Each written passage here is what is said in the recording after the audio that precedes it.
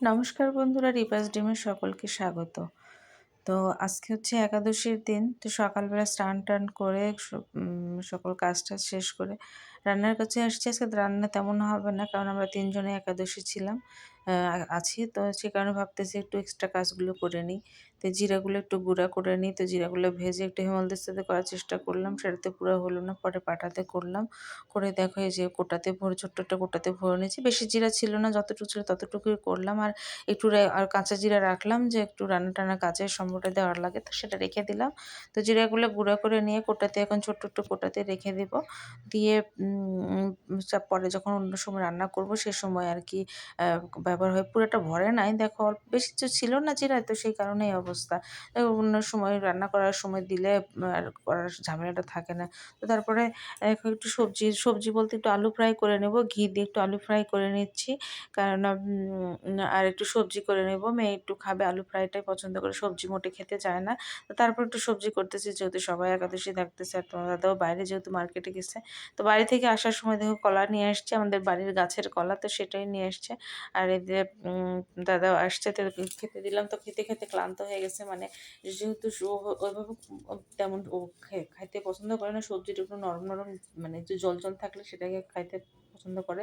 তো যাই হোক, আমি আবার তাকে মেয়েকে নিয়ে যাচ্ছি প্রাইভেটে। প্রাইভেট থেকে আসতে, আসতে সন্ধ্যার পরে আসছি, কারণ একটু পিসের শ্বশুরকে একটু শ্বশুরকে দেখতে গেছিলাম। তারপরে সেই যে বসে রয়েছে। আ তার ভিডিওটা এখানেই শেষ। তো যাই হোক, এটা পরের দিন সকালবেলা। শুভ সকাল বন্ধুরা। আম তা ও সকাল দ্বাদশীর দিন সকালবেলা মেয়েই স্নান করে পূজা করলো প্রাইভেট থেকে এ এ মানে যাওয়ার আগেই। তো যাই হোক, আমি আবার রান্নার জন্য করে নিলাম বেগুন ভাজি। তারপরে হচ্ছে ওই পাশে ভাত উঠায় দিলাম। আর এই যে ভাজি করছি সব রকমের সবজি দিয়ে আরকি ভাজি করব। তো এতে দেখো ভাজি উঠায় দিয়েছি, গাজর দিয়েছি, সিম, বাঁধাকপি, আলু, বাঁধাকপি না ফুলকপি, আলু দিলাম। দিয়ে আরকি ভাজিটা করব। আর রান্না করব, আলু সেদ্ধ করে তো রেখেছি দেখতেই পেলে। তো খাওয়া-দাওয়া আগে এটা করে আগে খাওয়া-দাওয়া করে নিব। মানে এমনি প্রসাদ করে খেয়ে বারণ করেছি। তারপর ভাত-টাত কিছু খাওয়া হয় নাই। তো দেখো এই যে ভাজি, বেগুন ভাজি আর আলু সেদ্ধ দিলাম। আলু সেদ্ধ করা হয়েছে, আর ভাতটা এখন আমরা মা-মেয়ে খেয়ে নেব। আর তোমাদের দাদা সকালবেলা খাওয়া-দাওয়া করছে। তো যাই হোক, ও বাইরে খাওয়া-দাওয়া করছে। আর মেয়ের শরীরটা খারাপ লাগতেছে, মানে জ্বর আবার আসছে। এদিকে কিছু একটু ভাত না খেলে ওষুধ তো খেতে পারবে না। তো ওকে যেন বসালাম, থেকে চাদর গায়ে দিয়েছে। তো খাওয়া-দাওয়া শেষ করে আসলাম বাকি রান্নাগুলো কমপ্লিট করার জন্য। ভাবতেছি একটু টমেটোর টক করব। সে কারণে মৌরি একটু ভেজে নিচ্ছি। আর মুড়ি ভেজে গুঁড়া করে রাখবো। আর আলুগুলো সেদ্ধ মানে চুলানো কমপ্লিট হয়ে গেছে। এই যে দেখো আলু যে চুলানো কমপ্লিট, টমেটো কেটে রেখেছি, মরিচ, আর এটা আগে ফার্স্টে গুঁড়া করে নিই, গরম, গরম না করলে পরে মানে ঠান্ডাও হয়ে গেলে আর ভালো মতো গুঁড়া হয় না। আর তার কারণে প্রবলেমে পড়তে হয়, যে ওটা আবার গরম করতে হয়। যাই হোক, আমি চটচট করে গরম, গরম করে নিচ্ছি, রান্না করব। কিন্তু রান্না করতে গিয়ে ঘটলো আরেকটা বিপত্তি। কারণ হচ্ছে গ্যাস শেষ হয়ে গেছে। এটা আর আমি খেয়ালও করি না। একদম চুলার দিকে আজকে মানে কয়েকদিন ধরে তাকানোও হয় না সেভাবে।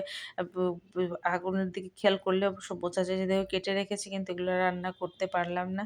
তখন আর রান্না করা হলো না। পরে একবারে মেয়েকে নিয়ে গেলাম, কিন্তু উম প্রাইভেটে প্রাইভেটে গেলাম। প্রাইভেট থেকে আসতে, আসতে রাত্রেবেলা আ সন্ধ্যার পরে আসছি। তো তখন আবার বড় ননদও আসছিল দেখা করতে। আর মানে ননদের মেয়েটারও শরীরটা খারাপ, তো সেই কারণে আসছিল। ডাক্তার তো দেখার সময় মানে মামার সঙ্গে একটু কথা-টথা বললেও ভালো লাগে। তো যাই হোক, এসে আরকি তারপরে যে রাইস কুকারে রান্না করলাম আ রাত্রে, পরে ভাতও রান্না করলাম। তো এই ছিল বন্ধুরা ২ দিনের ভিডিও। ভিডিওটা ভালো লাগলে অবশ্যই লাইক, কমেন্ট, শেয়ার করো।